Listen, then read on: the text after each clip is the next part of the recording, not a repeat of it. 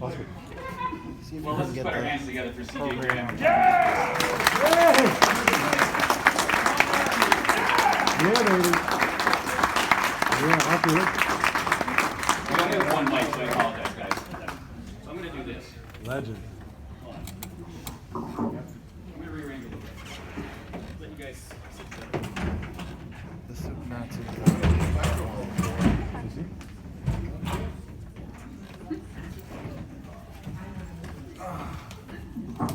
What's up, cowgirls and cowboys? Yeah, yeah. Do you guys need this? Do you need the mic? Can you hear us okay without it? Can you hear us okay? Shut up and you can hear us. Hi everybody, I'm CJ. What's up, CJ? That's my buddy Tom. Hi, Tom. So far? Oh yeah. Very good. Thank you for letting us come see you guys. Appreciate you. Thank you. You were kind enough to sit with me a few years ago at this very con. Yeah, I was lucky. You probably almost kicked my ass out then too. You were very nice to my son too, so I want to publicly thank you for it. These guys, if you haven't had a chance to meet them yet, please go upstairs and say hi to them because they're both incredibly kind people. Obviously, we're going to want to talk about Friday the 13th, Part 6. CJ, I want to start with you. Your casting was a little unique. That's what you call it, casting? You know, I guess, yeah, that's a good way to describe it. Can you just talk about how you got the role? And Tom and I, we talk about this because we've been together on panels, but I was running a nightclub in Los Angeles. I got very lucky. Had a hypnotist on stage one night. He had a company come in to shoot a production called Real Effects.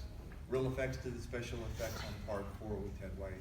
So they told the hypnotist, why don't we put CJ's big ass in Ted's costume and have them come through a breakaway screen and scare the subjects on stage. And I really mean this, the rest is history. If you know the part where I come out on the motorhome and just stand there and take a pose, pretty much that's what I did. They just kept saying they're going to cast me, and I just went, yeah, right. And I mean this, the rest is history. Tom, can you talk a little about how you got the role in the film? I got the script from my agent, and just sort of, back in the 80s, auditioned for a film, and read for the casting directors, and they called me back and went and read for the producers over at Paramount. There's about 25 people in the room, and I was up against 3 other guys, I think, and they went with me. Did you audition with anyone else? Did you audition against anyone else? Or Yeah, there's 3 other actors. But, I mean, like anyone else in the cast? No, we didn't read together. Okay. Yeah. Usually do that after you get. Well, I did that in Return of the Living Dead when I got cast in that. So then I was reading with actresses for Beverly. Tina, who played Beverly Random. Now, Part 5 was not necessarily well received. No, it scared the shit out of me. I got cast in Part 6, and I went back and looked at from 1 to 5, and 5 scared me, and I was, worried about that because I wasn't really into that kind of thing. But Tom McLaughlin, the director, assured me that he had a different vision. And actually some cinematography, and there's no wet t-shirt contest, and Well, yeah, it's the cleanest. I mean, at least as far as pretty clean. As far as that's Except for Tom and Darcy's scene, I guess they were pretty good. Yeah, I always tell people there's no nudity in Part 6. Right. There isn't. A couple swear words, that's it. Yeah, not much blood. CJ, have you had any aspirations at all to be on camera? Well, I was going to be on time where this guy over here was late coming in. Yeah, I'm talking about you. Put your hand up. Come up here in front so I can F with you the whole time. Coming in late. You got a note? No, I was just really fortunate. I wasn't an aspiring actor like he is. And my resume is about this big, paper thin. His is like 2 pages. And I always respect the opportunity that he embraces me when I do these functions and stuff as one of his folks, because it wasn't my intent, nor had I ever done a stunt in my life. So when people go, "You a stuntman?" I go, "I guess so." They did burn me and they put me underwater. And, I'm going through walls and doors, but I'd never done the school. I was just physically on the job strong. training, as they say. Yeah, it's OJT. And on the job training, and again, the rest is kind of history, unbeknownst to myself, and I'm sure Tom to a point. We didn't think 3 decades later we'd be having this conversation with 100 fans in a room. So unequivocally, it's been a beautiful ride. I've been very honored to be here, and I do appreciate the fans for allowing us to be here. Yeah. Tom, did you study any of the previous Tommies at all? Or Well, when I got the role, I went back and looked at all, as I said earlier, all 5 prior films, and I did that in part to look for, I don't know, some kind of mannerism I can carry over in part 6 from Corey or John, but I didn't really, nothing really stuck out. I can't say there's a lot of people that are looking for acting tips from Corey Feldman. But you tried. You know, I heard Corey's here. he was great at part 4. I mean, he did a great job at part 4. CJ, same question for you. Did you study the previous? I mean, for you, it was a lot of physical work. Did you study the mannerisms? How was your Jason different than previous Jasons? I didn't study anything for it. I had the physical characteristics. I met with Tom McLaughlin, and he had a vision of he was a big Universal horror fan, as I was of the old school black and whites. And with that being said, he was trying to put a character together that could resonate with Universal horror movies.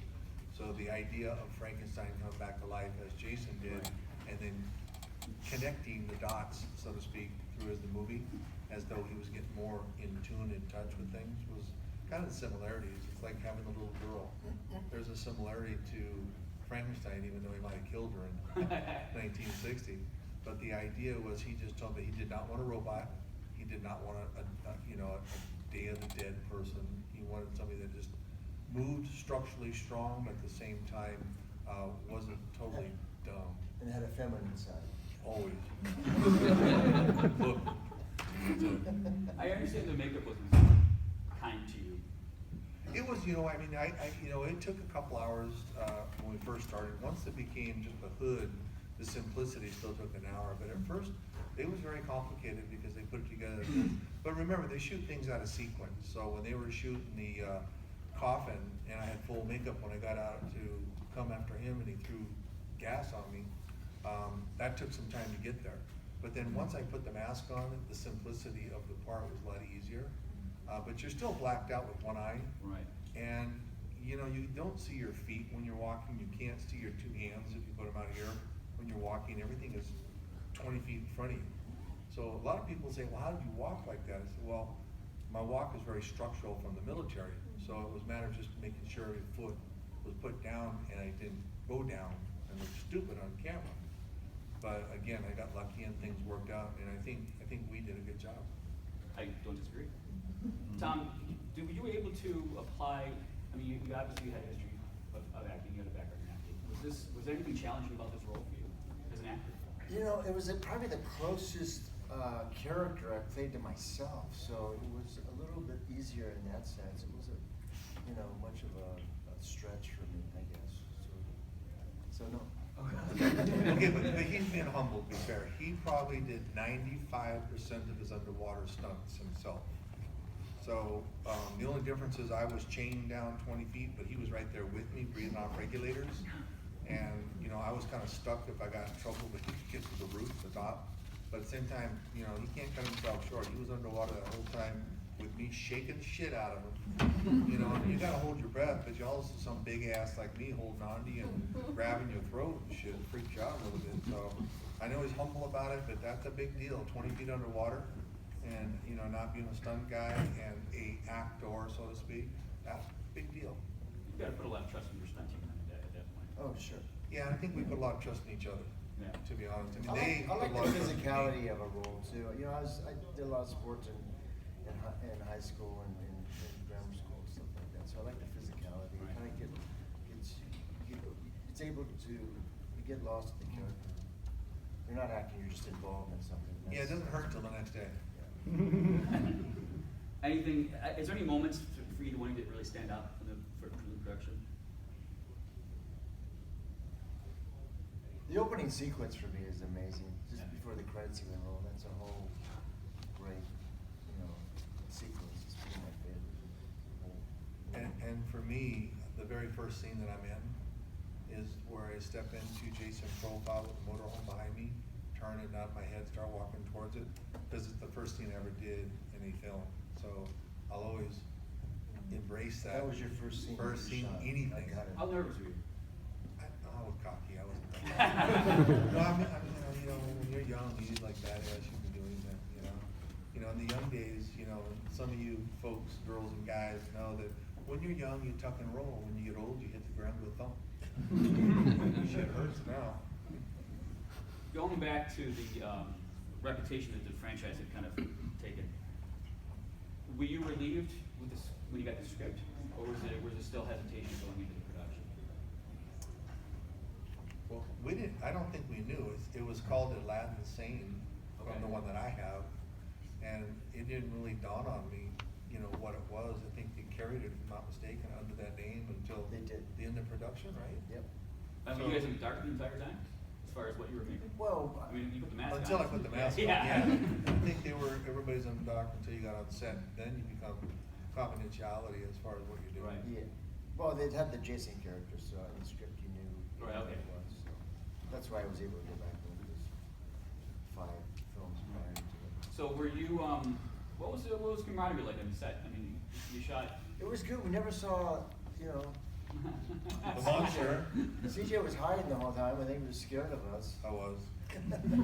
No, but he never broke character, so we never saw him, and then I would hang out with the rest of the cast. I had a weird thing happen though. This kid came up to us. He was like 11 years old. He was looking for Jason. He comes up to we're sitting around between sets. I don't know how he even got on the set or even found us, but he comes up. He's about 11 years old. He goes, looks around.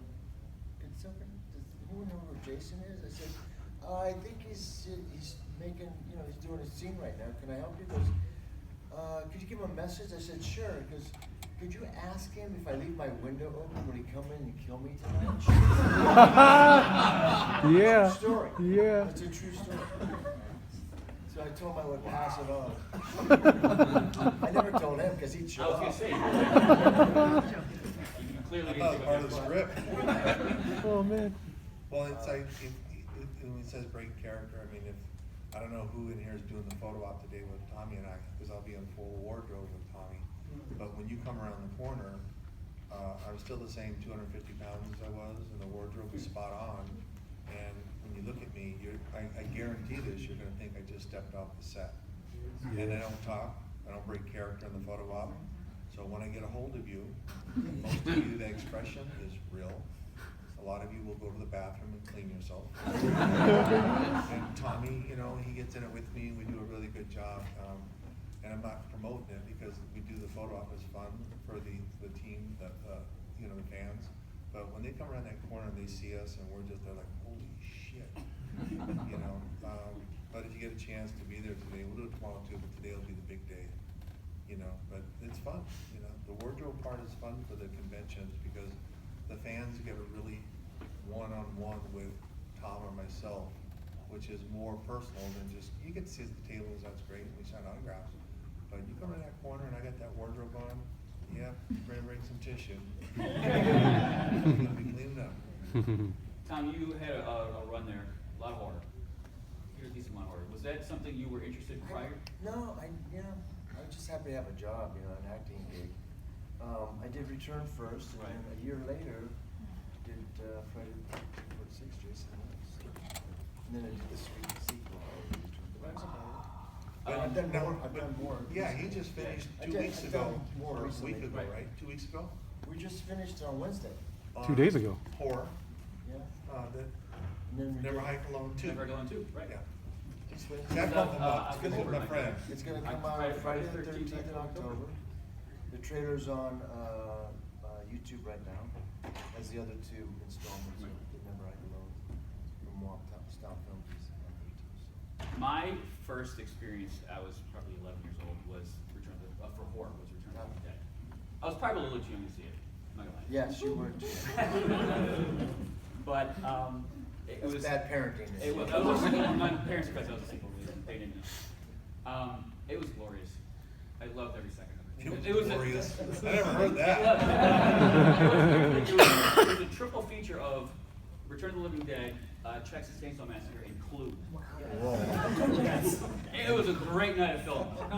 I'm still trying to get past the word glorious. I'm thinking your first lover, that was glorious, but hey, I got to watch.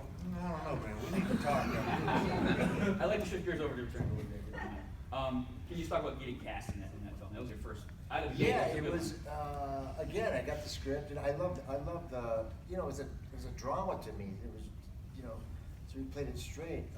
But I went to the audition after getting a call back from the casting directors, and went to the audition, and Dan O'Bannon was there, and just felt like, you know, because he was a writer, I just nailed the performance and didn't hear anything. I figured someone else had gotten the part. Then 9 months later, I get a call back,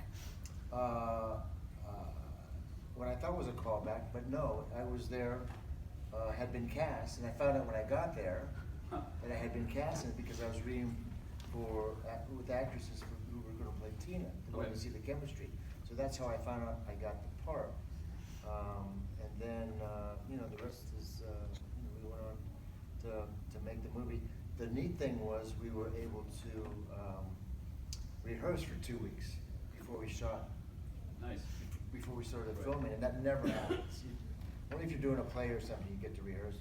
When you're doing a movie, you just get there, and you're lucky to be able to read the lines with your co-actors, you know, before you start shooting the scene. So that was a real treat, a real benefit for Dan. Toby Hooper was originally going to direct the first one, but the 9 months happened because they were trying to work out the litigation for the title that hadn't been settled yet. Right. So that was the big lag, and so that was that. Did you know you were going to come back for the sequel? Or was it just a, I mean, No, had no idea. You wouldn't No, think I mean, so. everyone dies. Right. We came back because they had the script for the second one. They were gonna make the sequel, and back in the day, you would go to the distributors of foreign countries and say, do you wanna distribute the sequel if it comes out, to get money? So they would pre-buy the rights to release the film. So they would pay whatever, $10,000 or $15,000, depending on how big the territory was. So when they got over to Japan, Return 1 was a huge hit in Japan. Okay. So they said, of course we would love to do it, but if you could bring back Jimmy Karen and Trom Mathews in some way. So that's why we came back to the Japanese. That works. Just can't kill the prick. He just keeps coming back like Jason. Can you guys talk about working with Tom McLaughlin on Friday the 13th? What an asshole. That's right. Real evil maniac.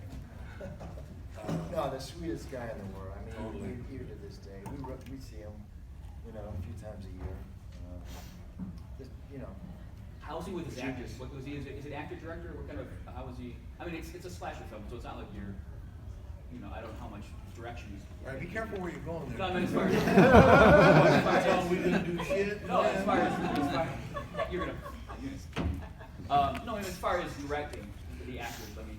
No, and giving look, notes. How part much 6 notes is does all he give? him. It's all his vision. Right.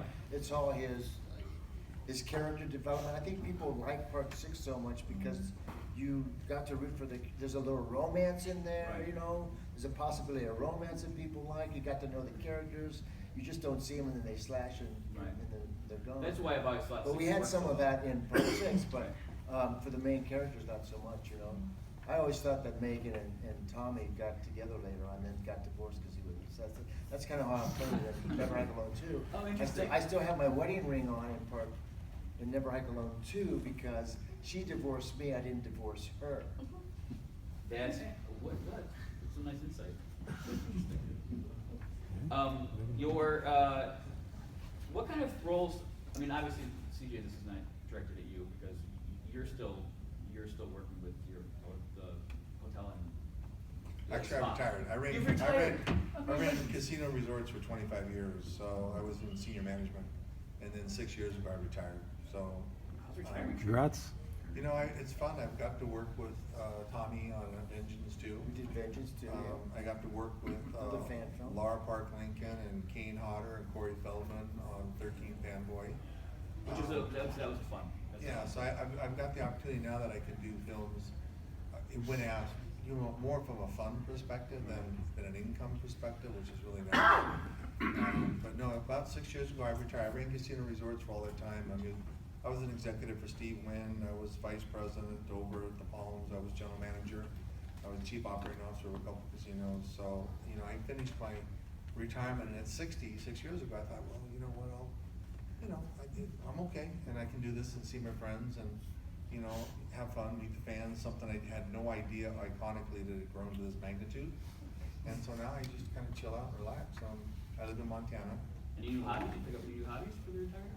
I've got cowboy boots on, there's horse shit on the bottom. I have alpacas and bees. So those are my hobbies. Nice. What kind of roles have you traditionally looked for as an actor? The one that pays. That's the right answer. Gotta pay. Good answer. The ones I'm disappointed I didn't get was Platoon, the Charlie Sheen part. I was coming off of Return of the Living Dead, and Oliver Stone was editing El Salvador when I met him over at Lionsgate to have a meeting for Platoon. So I thought I got him, and Charlie, he had a name, so I think they ended up going with him. But that was one that got away. But as far as roles that I look for, yeah, just good solid writing and I don't really do shtick that well, or I don't really understand it. Okay. So like Return of the Living Dead, I mean it's a drama, but Right. it's a dark comedy which we laugh because of what happened in the situations that the kids get themselves in. We're gonna open up some questions. Who's got questions? This gentleman right there's got one. Tom, met you a few times, built in Cheektowaga. I'm gonna go the other way. Some of your action movies, Nemesis with Olivia Brunner, Blood Match with Penny DeJodakitis. Trying to think of the other one now. Mean Guns? No. No, Mean Twisted. Guns too, yeah. Oh, Albert Pugh movies, yeah. What was it like to work with any of them? Albert was- Kickboxer 4. Kickboxer Sasha Mitchell. 4, yeah, those were all Albert Pugh movies. I did about 11 of his. He was great to work with. Did a movie called Down Twisted where the guy was scripted as like 250 pounds, dark hair.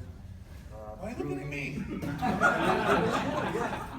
So I started working out, and I dyed my hair black because it was in the script, and it just didn't look right on my skin. So I bleached it out white, and then went down to Mexico, because that's where we were shooting. I didn't tell them that I had bleached it out, and I got a gold cap and stuff. And it was a lot of fun. I show up on the set, and I was like, didn't recognize me. I said, Albert, Demolist, because that was my character's name. Demolist. He goes, oh God, I love it, because so that was. Albert was really great. He would let you bring stuff to any role that you did. So that was fun. And yeah, and Mean Guns and Kickboxer was a lot of fun working with all those icons and in the martial arts world. So that's fun. Anyone else have a question? This gentleman here. Yeah, you were the first Tommy to actually go to the police about Jason. Wasn't Pussy. huh? What a whiner. The question wasn't Jason's father supposed to make an appearance in the movie? I'm not That's sure what what we the version well- that I saw. I believe the original script had it. We had, Tom talks about it periodically, so we can regurgitate. He's mentioned that he had hoped he could put Elias Voorhees in it somewhere. It never materialized. We know, because we've been on panels with Tom, so we're just kind of saying what he says. He told us, he was always told he can have a little comedy, we can't make fun of Jason.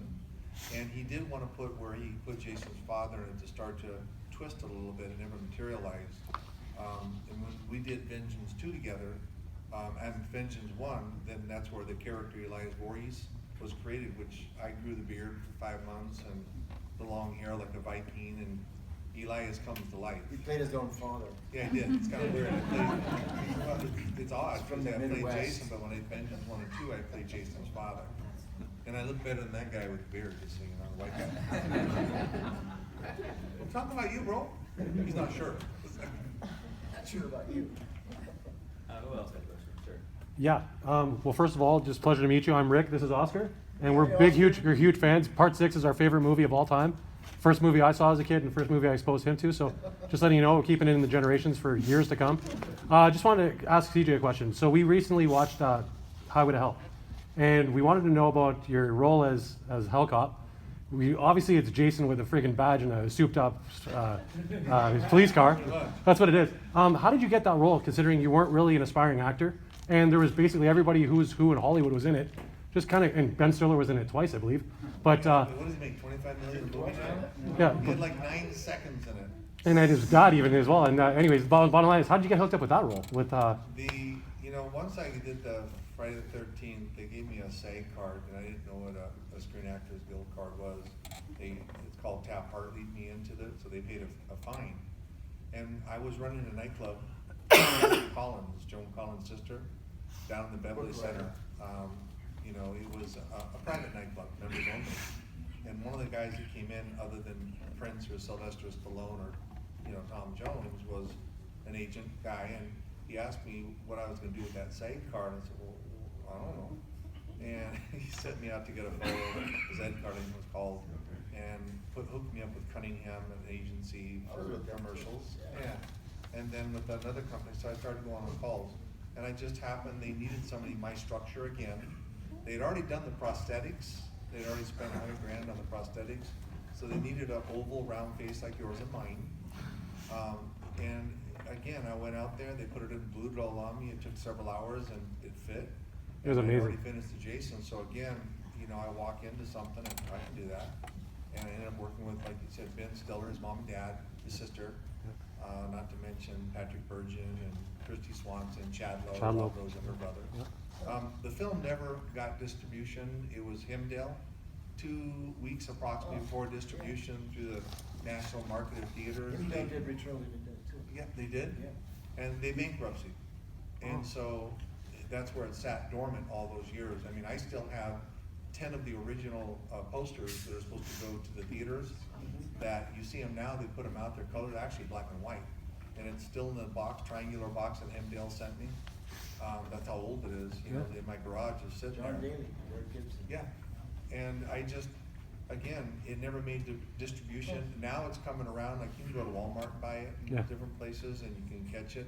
So now people are going, oh, they didn't know I played Hillcop. It's kind of a shock when they find out, so. Well, I watched it when I was a kid, but then I revisited it with him, and then I'm like, yeah, those are you're the two totally. films I got to How do long back then. after Friday the 13th? A year and a half. A year and a half. Yeah, it was right around the corner. You could tell, you could definitely tell it's you. The movements are there. Like even when the opening scene, when you do the James Bond thing in part 6, just before when you grab the spear, and you turn around, it's the same. It's Hellcop. It's Jason. Jason's Hellcop. They're the guy, same guys. My ass. What are you gonna do? Thank you. Thank you. We got time for a couple more. Like that gentleman said, part 6 is like one of my all-time favorites. Well, what is your favorite? What do you mean one of your? What's the other favorite? Part 4 is number 1. Part 6 is like right there. Okay. Well, one thing I was highly intrigued about part 6 was the soundtrack, the music and all that. And my question is, do you think at the time of '86, the help of MTV helped boost the sales of the movie, and also for you, CJ, what was it like working with Alice? Oh yeah. Well, I'll start the first part and then finish. Working with Alice is cool. I mean, my first concert in 1973 was Alice Cooper, Welcome to My Nightmare. I still remember it, and a year later I was in the military, but, that's totally cool. The gentleman is just that, a gentleman. And I don't know about the MTV thing. I think there's always a motion. MTV came online and everybody started really enjoying the music because of the small video, no matter if it was Thriller or what. So I think there's always significant, that's why videos are so important now to some musicians. The song may be okay, but when the video kicks ass, the song seems to pick up. So there is a relationship. Yes. Yeah, I have two actually. So CJ, so reprising an iconic role like Jason, did it ever, when you're on set, really just getting into the character, did it occur to you that you're Jason and that's who you're going to be? Yeah, unfortunately, yes, I don't know, fortunately, it never really occurred to me at the time. You gotta remember, kind of off to your question, 1986, the top film was Top Gun, and the war wasn't really what it is today. It has become an iconic legend 3 decades later, but in the 80s, it was just a B movie, quote unquote. And to be honest, I didn't really talk about it. Looked down upon back That's then. it, I mean, yeah, That, horror movies and being on a soap opera was kind of frowned upon, kind of the bottom of the barrel stuff. But up to, I think 6, 7, 8 years ago, the Oscars were thinking about, talking about having their own category for horror for the Oscars. Oscars, which I thought was a great thing because it's kind of its own, element. The one thing, Never went through those. the one thing I'll say is that, for those of us like horror movies of today, I think it's the simplicity. Green screen, computers, yada, yada, yada, that's all great. Hey, Fast and Furious is bomb diggity. However, how many times can you jump out of an airplane, land on a tank, do a backflip with a 50 cal and kill somebody? Listen, cool entertainment. I couldn't do it. All right, like I said, I'm gonna hit the ground with a phone. But I think when you think of a Jason or a character of that nature, Terrifier, anybody in this room can do that. And for those of you that put on a mask, any type of mask, you ever notice how when you put that costume on, you become that character? You totally change your mentality. You may not be the baddest, but when you put that hockey mask on, or you put that Superman or Spider-Man or whatever your thing is, you become a badass. You ever notice that? You stand up a little straighter, you walk a little taller. It's just odd. So kind of back to what you said, once I put that wardrobe on, I just stepped into character. I'm somewhat large naturally, but it's like you walk into a room, I'm in charge. It's my room. Like me being an asshole back there. Is this where the Halloween panel is?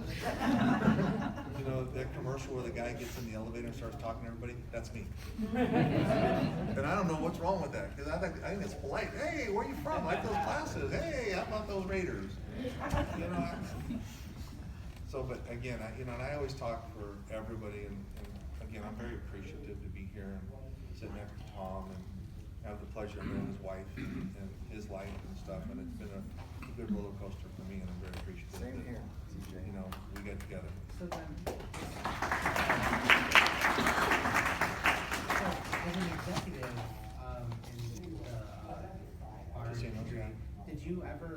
were you ever like in someplace, doesn't matter, you're talking to an employee or someplace, and you just look at them and you think, I'm Jason, bitch. Well, no, when you're in an executive position, there's something called PC, politically correct. And with that, you need to learn to, number one, You even can't in say the this- B word. Yeah, in this, I would not say it.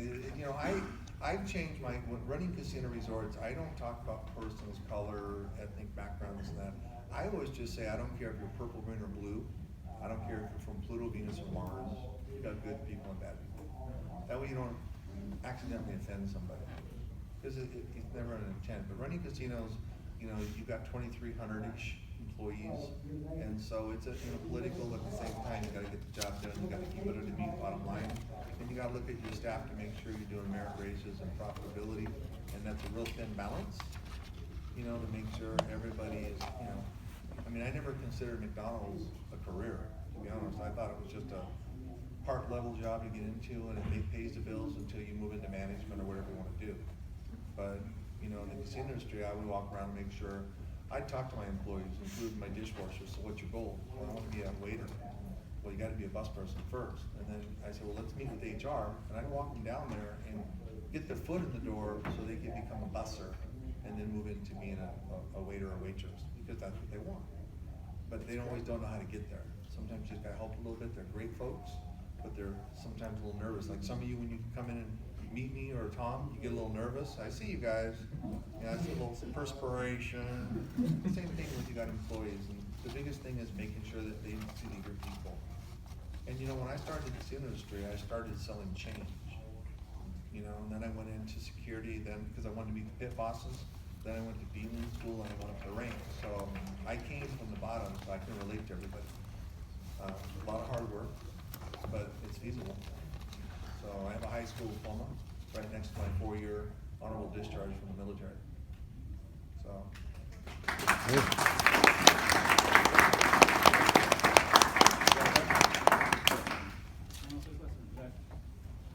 You guys make scary movies. What's your favorite scary movie? Well, I'm looking at one right now. Because you're freaking me out. I guess The Omen was scary. One of my favorites. Did you see The Omen? Exorcist, The Omen. The Omen was really good. And I agree with him. It's one of those that's got the reality feature to it. Like we talked about Jason, it's not jumping out of an airplane, yada yada. Anything that you can just open up the window and go, holy F. I mean, that's some scary shit. Yeah, I'm not good when it comes to like, haunted houses and shit. Cause if I can't get my arms around it like this, I ain't gonna mess with it. I ain't gonna lie, the paranormal team one time asked me, hey, you wanna do a show with us? I said, hell no. Shit follow me home, if I can't contain and control, I ain't doing it. Off the casino comment, I know you're about being professional, but I'm just curious, did you have any employees realize that you were Jason and how quick they changed their behavior? No, it's funny to say that because, you know, I actually had pictures in my desk and there were people who come up and go to my executive assistant and ask me, do you see CJ sign a picture for me, yada yada, which I always did. But I will tell you the fun thing is I go down and do they do an introduction with all new employees for about 4 hours, paperwork, rules and regulations, yada yada, and I would walk in and say, we're gonna introduce our chief operating officer, CJ Graham, he's also our general manager, and I'd be talking and saying, for those of you that are wondering, yes, I played Jason. Because they knew it was one of the common things, you know, we're gonna work for Jason, right? And I said, yeah, and then someone that didn't know, like, I had one girl, I swear, she started crying. She said, you really played Jason? I go, yes. She started crying, I was terrified. And I'm not exaggerating, about a year later, she came up and knocked on the door to get through to the executive assistant, asked if she could see me. And she goes, I was like, do you remember? I go, no, I don't, to be honest. Do you remember the girl that cried? And I said, yes, that was me, I'm sorry. And she started crying because she was terrified she was gonna be working for Jason. I mean, crying. I was like, oh, I thought I did something wrong. I really thought I heard, I was like, oh shit, I'm in trouble. But she was just terrified as we found out she was working for Jason. So I mean, for them it's a story to go home to. Hey, my boss is Jason. The tribe I worked for, you know, the chairman used to say, yeah, our general manager is Jason from Friday the 13th. He'd tell all the other tribes. So it was always kind of ongoing, our boss is Jason. The guy who runs our casino is Jason. So, good stories, you know, that's about it. What tribes did you work for? I worked for two. I worked for United Auburn Indian Community. I ran a casino as general manager at Thunder Valley Resort and Casino. And then I went south of California, worked for the Cahuilla Band of Indians in Coachella Valley, which is Palm Springs, Rancho Mirage. I ran 2 casino resorts for those folks. So I've had the pleasure of working for 2 Native American groups. Crazy, huh? And I was Jason. This is for the both of you. What was your favorite scene to film in Park 6 and why? Sir. For me, probably the underwater stuff was a lot of fun because I hadn't done that before. You did good too, I remember that. You know, that was unusual and remember, you know. Did you get any stump bumps for doing that? No. I did. Damn it. But I mean, I got stump bumps. I didn't know what that meant because I didn't get like much money. I mean, without talking his money, I made $1,500 a week. And I still got my contract. Right now, that sounds like a lot of money, but I don't think that was basic saying. But when they gave me the bump for stunts, I didn't understand why I was getting more money. And to me, that's like, man, I went right down to the bank and cashed those suckers. Because it was unexpected. You know, when I got my first. I think they made a mistake. I got my first residual check like a year later, and I was like, whoa. You know, I mean, I didn't realize residuals existed because I didn't understand the gig. So I was like, I had to call my agent and say, oh, I got this check. Now, he didn't get no money because I got the job myself, but he was, no, go ahead and cash it, it's good. I said, okay. So. The underwater scenes, as an actor, are you able to emote when you're flailing underwater? Sure. Yeah. Or is that just comes naturally because you're afraid you're going to drown? No, once you gotta kind of, there is that, but you kind of ease into it once your ears pop because you're pretty far below. Yeah. Yeah, 20 feet's a lot. This is Once you get 10. comfortable in This is actually probably holding 12. your breath. But think about We it. were down there for what? All night. 20 minutes at a time? Yeah, we were down there all night. We'd Yeah. go down for 20 minutes, give or take. If you wanted And then we oxygen, come you up just and hit your chest and they'd come over and you. we'd look on the rim at the little camera and see what we were doing, and they'd take us back down. They hooked me up. I had 2 center blocks that they used as a centerpiece. They'd stand me on them.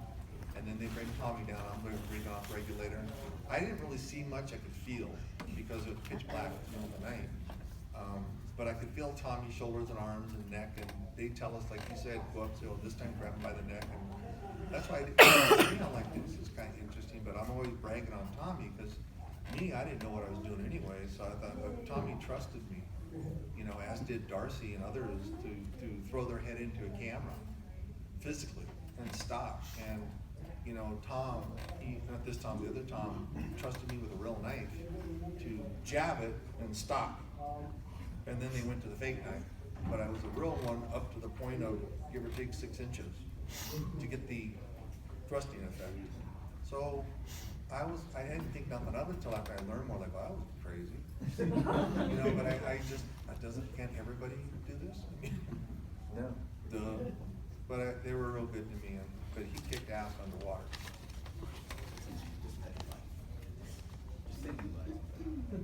You really had to relax.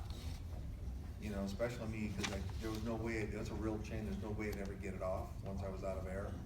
Gotta get my gloves off, I gotta unscrew the piece, if you look real close on the photos, get it off, and I gotta get to the top. Well, I'm already out of air by the time I'm freaking, so you know you're not gonna make it, but even so, once you get down there, you just really have to have faith in each other, and like you said, you signal for air, and those divers were spot on. You couldn't see, even you, but they push that regulator in your mouth and clear it for you. Push the button on the outside so they automatically clear it, so you could get a good breath of air, because you were not in panic mode, but you were next to it. At least I was. I don't know about you. Yeah, you always wait till the last minute. Trying to be cool. Was there one scene that had either of you going like, oh my gosh, I'm sick of repeating this, can this scene be over? When I'm digging him out of the grave and I'm crawling out and he's jumping out after me and these heavy boots on, they kept happening. I kind of hyperextended my knee. I had water on my knee for 5 years after that because of that. That's it. I think we didn't take too many takes. No, we were, I mean, I don't know, from our perspective, I know Tom was pleased because the ones that are going through the wall and the door, we only had a 1 take, which saves a lot of money because they don't got to set it back up. So, I mean, I was very fortunate when I was doing those scenes that I didn't fall. Because when you go through and break something that's going to go on the ground, you put your foot down, you may roll and go down, but I was fortunate I stayed up. Typically, there's a master shot, a wide shot, and if you're talking, then they'll come closer with the camera, and then there'll be coverage, they call it. One on camera on you, and they come on the person you're talking to, so, it's not a lot of takes. Any that you wish you had gotten better? Any takes that you want back? I always look back, especially Returning the Dead. I would have played a lot because my voice gets a little high for me. like this job, you know. People love that line, but it just makes me cringe when I hear it. And that was an improv. It just when we were filming, shooting the scene, it just kind of came out of me because it was just prejudice that he would watch your tongue while you like this job. So that wasn't even in the script. Yeah, there's always that. You always make it. I wish I could have talked more. Was there ever a stunt or action scene they like sprung on you on the day? Like you didn't realize you were gonna have to do it and you were like, oh crap. Every one of them.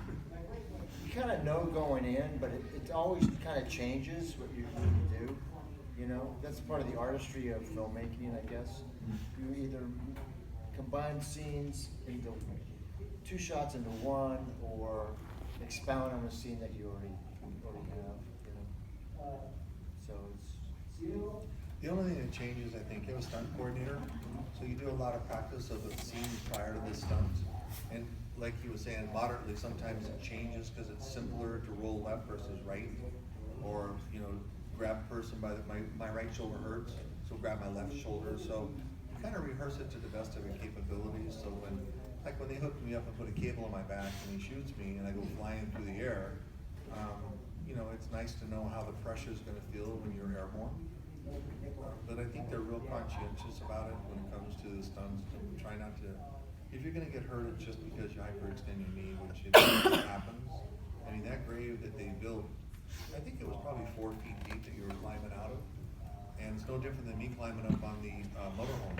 It was 1 step. They put boxes, but it was still one big step. And the object was for me to step out in authority without walking to the end and just stopping. So things happen. You can't protect everything. Did you ever feel you were in harm's way? Did you ever? No, I was a badass. I've only been in the military a few years, but ain't shit touching me at that age. I felt in harm's way when I stick the spear in him, and the lightning bolt hits it, and there's smoke coming off the spear, and I'm trying to pull it out. Well, the spear was smoking, and how they made spray something on it, and I'm downwind of the fan that's blowing, and I have no idea what he's spraying on to make it smoke. I'm thinking it's like some kind of acid, so the art department guy, I'm like, stop, what are you doing? You know, turned out to be just water, I think. How's your lungs? Hey, you guys know you're late, right? Yeah. Hi. All right, any other questions at all? That's all.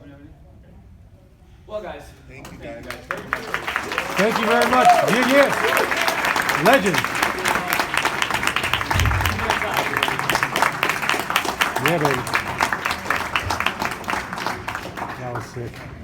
Oscar, was that awesome? Let's go meet him.